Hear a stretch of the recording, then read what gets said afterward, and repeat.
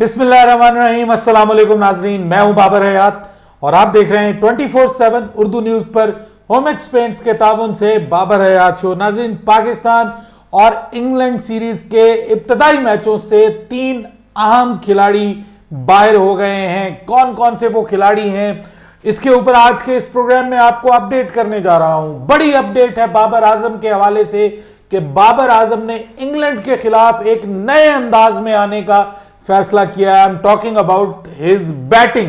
अपनी बैटिंग को लेके बाबर आजम क्या करने जा रहे हैं इंग्लैंड के खिलाफ, इसके ऊपर भी आज के इस प्रोग्राम में आपको अपडेट करूंगा, आपको इन्फॉर्म करूंगा। इसके अलावा मोहम्मद हफीज ने बाबर आजम और मोहम्मद रिजवान को एक मशवरा दिया है।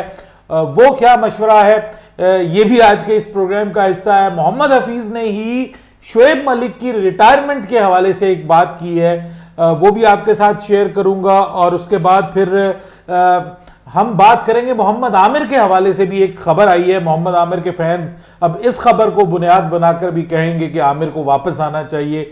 वो खबर क्या है, और इसके अलावा हम आपको इंग्लैंड की प्रपोज्ड प्लेइंग 11 भी बताएंगे आज के इस प्रोग्राम में। जरा इंग्लैंड के कुछ खिलाड़ियों का तारुफ भी आपको कराऊंगा ताकि पता चल जाए कि पाकिस्तान और इंग्लैंड के दरमियान जो सीरीज होने जा रही है उसमें पहले मैच में इंग्लैंड की कौन सी टीम खेलने जा रही है। सो इन तमाम मौजूआत पर बात करेंगे आज के इस प्रोग्राम में। लेकिन आगे बढ़ने से पहले आपसे गुजारिश कि अगर आप हमारे नए व्यूअर हैं तो प्लीज हमारे इस चैनल को जल्दी से कर दीजिएगा सब्सक्राइब और बेल आइकन को पुश करना मत भूलिएगा। मुझे फॉलो कीजिए इंस्टाग्राम पे @babarhayat और हमारे पेज को फेसबुक पे लाइक कर लीजिएगा। तो जनाब, सबसे पहले तो मैं आपको बताने जा रहा हूं कि पाकिस्तान वर्सेस इंग्लैंड सीरीज जो है उसका अब बस सिर्फ एक दिन बीच में रह गया है और उसके बाद 20 तारीख को पाकिस्तान और इंग्लैंड की टीमें एक दूसरे के मद्दे मुकाबले आएंगी। दोनों टीमों की जानिब से मुख्तलिफ जो खिलाड़ी हैं वो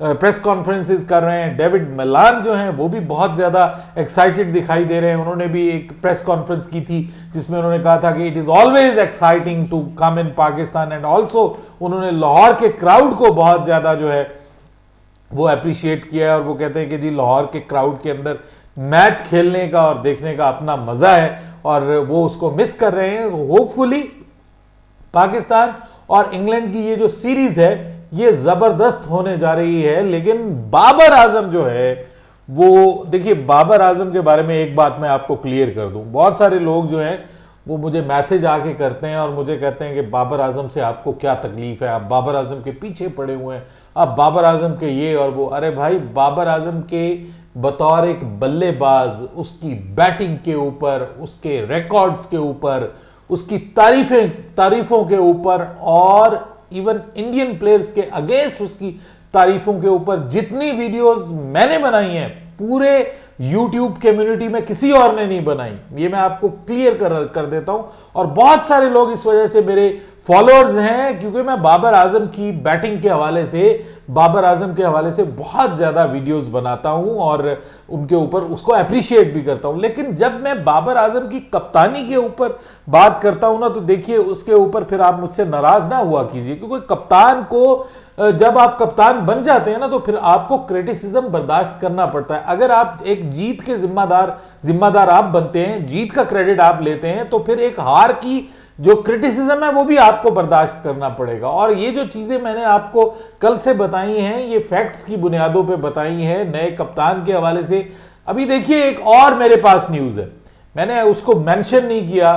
बहुत सारे लोग फिर नाराज हो जाते हैं कि बाबर आजम को आप मेंशन करते हैं थंबनेल्स के ऊपर। मैंने थंबनेल के ऊपर मेंशन नहीं किया, लेकिन मेरे पास एक बड़े रिलायबल सोर्सेज से ये खबर आई है कि जो सिलेक्शन का मामला है उसमें बाबर आजम और रमीज के दरमियान इख्तलाफ पैदा हुआ था और बाबर आजम से रमीज नाराज है बाकायदा। मतलब नाराज इन मीनिंग को लड़ाई झगड़ा नहीं है, लेकिन मोहम्मद वसीम और रमीज राजा दोनों नाखुश हैं। और उसकी बुनियादी वजह क्या बनी है, अब मैं आपको बिल्कुल एग्जैक्ट जो अंदर की बहुत ही रिलायबल सोर्स के जरिए खबर बता रहा हूं, जो बिल्कुल गलत बयानी नहीं करते।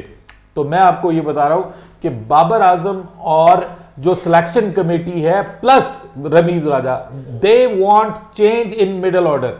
वो मिडिल ऑर्डर में चेंज चाहते थे। ये मैं बिल्कुल गलत नहीं कह रहा, खुदा के लिए इसको फेक मत समझिएगा, ये बिल्कुल आपको रिलायबल सोर्स से बता रहा हूं अंदर की खबर, कि बाबर आजम वाज विलिंग कि नहीं जी मैंने कोई चेंज नहीं करनी। फिर ये तक बात की गई कि जनाब आप खुशदिल शाह या जो आसिफ अली है उन दोनों में से किसी एक को रख लें, दोनों एक ही तरह के बल्लेबाज हैं, आपकी टीम में ये एडजस्ट नहीं करते, मिडिल ऑर्डर को थोड़ा स्ट्रेंथन करते हैं। और जिस खिलाड़ी को शामिल करने की बात हुई थी वो भी मैं आपको बता देता हूं, सलमान अली आगा के हवाले से बात हुई थी कि आप उसको मिडिल ऑर्डर के अंदर शामिल कर लें। उसने अभी रिसेंटली जो एक हॉलैंड के खिलाफ मैच में जो इनिंग्स खेली है, क्लोजिंग इनिंग्स, बड़े चौके छक्के उसने लगाए थे, तो उसके ऊपर उससे बहुत सारे लोगों ने ये कहा कि यार ये तो T20 का बल्लेबाज है, और उसने प्रूव भी किया। अभी उसने नेशनल T20 कप में भी अच्छी बॉलिंग भी की है, अच्छी बैटिंग भी की है। सो उन्होंने कहा कि जी आप उसको बीच में शामिल कर लें खुशदिल शाह की जगह। लेकिन बाबर आजम ने इंसिस्ट किया, जिद की कि नहीं जनाब मुझे ये दोनों बंदे चाहिए, ये दोनों बंदे चाहिए। और इसके ऊपर बाकायदा मतलब वो जिसको कहते हैं ना झींक जाता है बंदा, यार ये हमारी बात सुनता ही नहीं है, मतलब ये इतना जिद्दी है कि जिसको कोई भी मशवरा नहीं है, मशवरा लेने के लिए तैयार नहीं है। बहरहाल जब मैं उसकी कप्तानी के हवाले से बात करता हूं तो अब शोएब मलिक ने भी कह दिया कि Babar Azam is not a good captain for T20। मैं ये नहीं कह रहा कि वो वनडे के लिए अच्छा नहीं है, वो टेस्ट के लिए अच्छा नहीं है।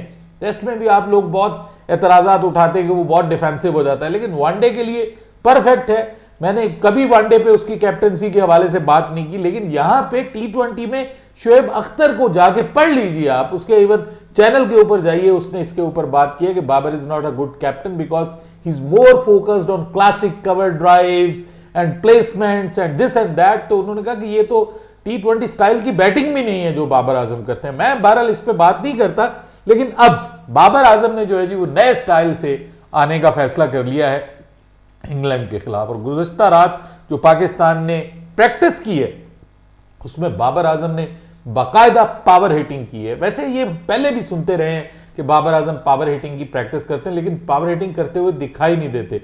लेकिन अब बाबर आजम ने बाकायदा, मैंने जितनी भी फुटेज देखी है पाकिस्तान क्रिकेट बोर्ड ने जो मुझे भेजी है, उसमें सारे के सारी शॉट्स बाबर आजम जो है वो पावर हिटिंग करते हुए दिखाई दिए हैं। नसीम शाह को उन्होंने मारी है शॉट्स, ये अलग बात कि नसीम शाह ने भी उनको मारी है, और बाबर आजम जो है वो खुदा ना खास्ता वो इंजर्ड होने से बचे हैं, उनके बाल यहाँ पे लगी है एक नसीम शाह की बॉल, वो बच गए, थोड़ा सा पेट के ऊपर उनके बॉल लगी है, थोड़ी सी ऊपर लग जाती खुदा ना खास्ता तो एक इंजरी भी हो सकती थी। लेकिन वो पूरी कोशिश कर रहे हैं कि जी मैंने पावर हिटिंग करनी है और मैंने एक नए अंदाज के साथ जो है वो मैच में आना है। सो बाबर आजम से हम उम्मीद करते हैं कि इंशाल्लाह इंग्लैंड के खिलाफ बीइंग अ बैट्समैन हम बाबर आजम को बहुत अच्छा देखेंगे, और खुदा के लिए कप्तानी में भी एग्रेशन लेके आए। जो हम बातें करते हैं, जो सब बातें करते हैं, उन बातों को अगर मान जाएं तो बाबर आजम से बेहतर कोई कप्तान हो ही नहीं सकता, क्योंकि वो पाकिस्तान का सबसे अच्छा बल्लेबाज है।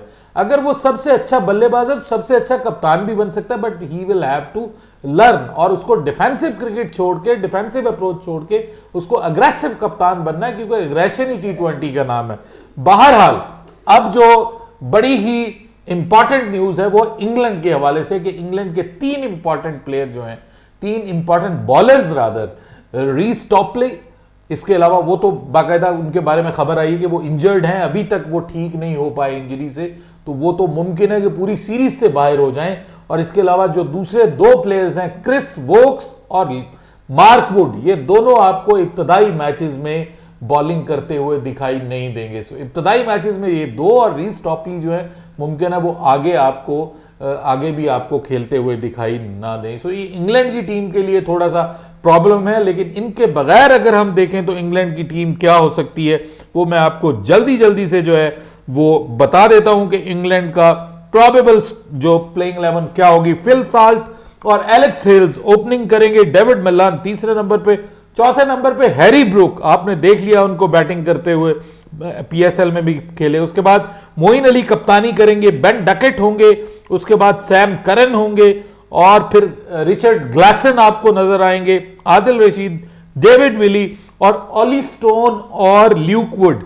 इन दोनों में से कोई एक जो है वो आपको फास्ट बॉलर के तौर पे, तीसरे फास्ट बॉलर के तौर पे नजर आएगा। सो ये प्लेइंग 11 इंग्लैंड की हो रही है। मोहम्मद हफीज ने शोएब मलिक के हवाले से ये बताया कि मैंने शोएब मलिक को समझाया था कि जनाब आप 1 साल पहले जब हम वर्ल्ड कप खेले थे तो मैंने उसको कहा था कि उस वक्त जो है वो रिटायरमेंट का ऐलान कर दें। कुछ उन्होंने गिला भी किया कि पाकिस्तान के जो खिलाड़ी हैं उनको आखिरी मैच तक नहीं दिया जाता, वो बीच में बेचारे छोड़ के चले जाते हैं और उनको अपने जो हीरोज़ हैं 20-22 साल तक पाकिस्तान क्रिकेट के लिए खेले हैं शोएब मलिक, उनके साथ जो है वो ज्यादती की गई है, नाइंसाफ़ी की गई है।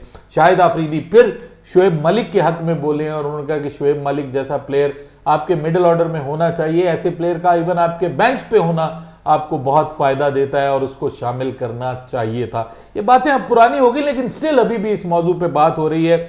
और मोहम्मद हफीज ने बाबर आजम और मोहम्मद रिजवान को यह मशवरा दिया कि खुदा के लिए थोड़ी इंटेंट दिखाएं। आप हमारे दोनों ओपनर बल्लेबाज हैं, नंबर 1 ओपनिंग जोड़ी हैं, लेकिन आप जो है वो अगर थोड़ा तेजी दिखाएं, इंटेंट दिखाएं। देखिए एशिया कप में सबसे ज्यादा डॉट्स बॉल जिस बंदे ने खेली हैं, बड़े अफसोस के साथ मुझे बताना पड़ रहा है, वो मोहम्मद रिजवान है। 94 डॉट्स बॉल खेली हैं उस मोहम्मद रिजवान ने। सो ये पाकिस्तान के लिए एक रीजन है परेशान होने की।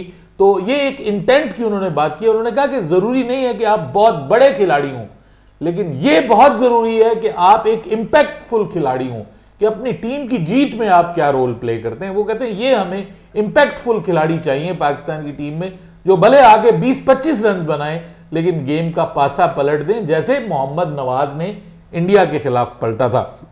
मोहम्मद आमिर के फैंस के लिए अच्छी खबर यह है कि वो सीपीएल में बहुत अच्छी बॉलिंग कर रहे हैं और इस वक्त तक वो सीपीएल के जो हैं वो हाईएस्ट विकेट टेकर बन गए हैं और उन्होंने 8 मैचेस में 13 विकेटें ली हैं। लेकिन फायदा की, क्योंकि जब तक हमारे रमीज भैया हैं, आमिर भैया की गुंजाइश निश्ता। अपनी राय दीजिएगा कमेंट सेक्शन में।